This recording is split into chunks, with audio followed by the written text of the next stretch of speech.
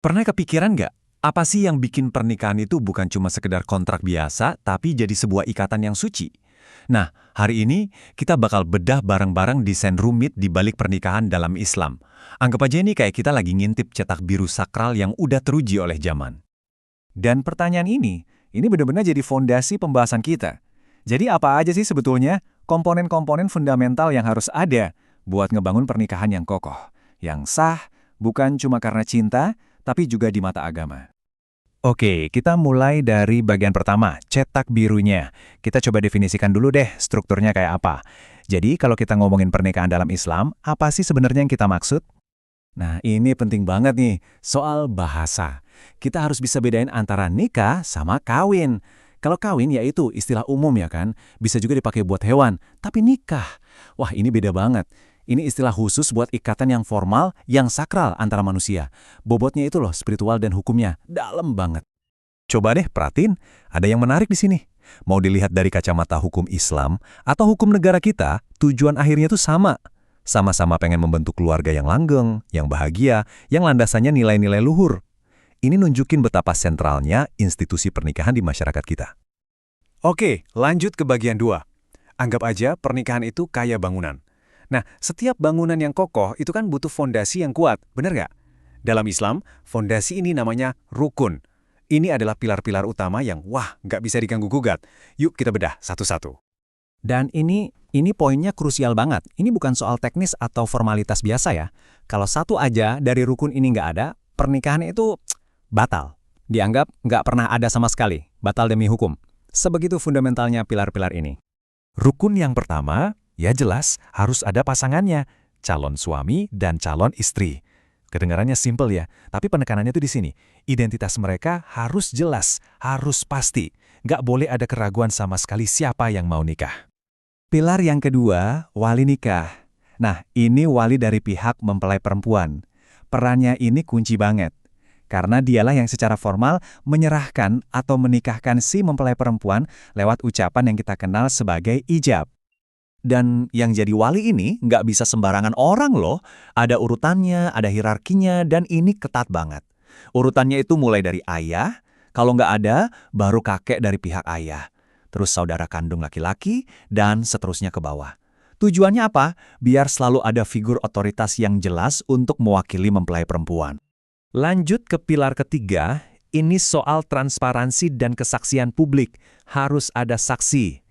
Minimal itu 2 orang saksi laki-laki yang adil yang harus hadir langsung di lokasi. Mereka harus lihat dan dengar proses akadnya. Kenapa? Ya ini buat mastiin kalau pernikahan itu peristiwa publik, bukan perjanjian diam-diam. Dan yang terakhir, pilar keempat, ini adalah jantungnya acara. Akad atau syigat. Bayangin aja ini kayak momen dealnya. Ada penawaran resmi dari wali yaitu ijab, dan ada penerimaan yang tegas dari mempelai pria yaitu kabul. Begitu ijab dan kabul bersautan, klik, sahlah pernikahan itu. Oke, 4 pilar fondasinya udah berdiri tegak nih. Tapi bangunan kan gak cuma butuh pilar ya, butuh aturan bangunan juga. Nah di bagian 3 ini kita bahas syarat-syaratnya. Ini buat mastiin setiap pilar tadi benar-benar memenuhi standar. Tabel ini bisa kita anggap kayak checklist terakhir sebelum bangunan pernikahan dinyatakan layak.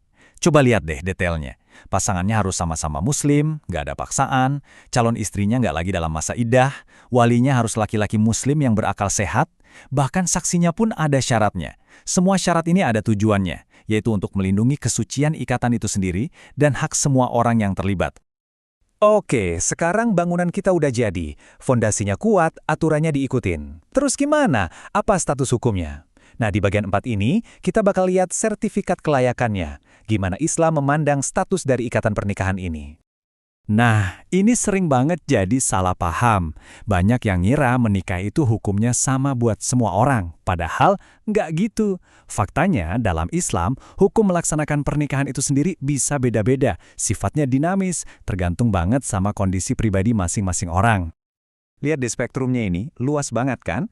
Dari yang hukumnya wajib, ini buat orang yang mampu dan takut jatuh ke zina. Terus ada sunnah, ini yang paling umum. Sampai yang hukumnya makruh atau nggak dianjurkan kalau belum mampu secara finansial. Bahkan bisa jadi haram atau dilarang kalau niatnya dari awal udah jelek, misalnya mau nyakitin pasangan. Ini nunjukin betapa hukum Islam itu sangat mempertimbangkan realita kehidupan tiap individu. Oke, tadi kan kita bahas hukum melakukan pernikahannya. Sekarang kita geser sedikit. Kita lihat status akadnya setelah terjadi. Jadi setelah ijab kabul, kontrak nikahnya ini dinilai sah atau enggak? Nah, di sini ada dua istilah hukum yang penting banget buat dibedain. Nikah batil dan nikah fasid. Gampangnya gini, nikah batil atau batal itu ibarat bangunan yang nggak pernah ada karena salah satu pilar fondasinya, rukunnya, hilang. Misalnya, nikah sama mahram. Udah dari awal nggak ada bangunannya. Kalau nikah fasid atau rusak, bangunannya ada, pilarnya lengkap, tapi ada syarat yang cacat. Ibarat rumah yang udah jadi, tapi jendelanya retak atau pintunya rusak. Ini harus dibenerin atau pernikahannya harus dibatalkan. Dan jangan salah, semua prinsip ini bukan cuma teori agama loh, ini berpengaruh langsung ke hukum positif di Indonesia. Coba lihat aja dasar-dasar pembatalan nikah di hukum negara kita. Poligami tanpa izin pengadilan, nikah pas masa idah, nikah tanpa wali sah, semua ini akarnya dari mana? Ya dari rukun dan syarat yang barusan kita obrolin. Nah, sebagai penutup, muncul satu pertanyaan besar buat kita semua. Kerangka aturan yang udah kita bahas ini umurnya ribuan tahun.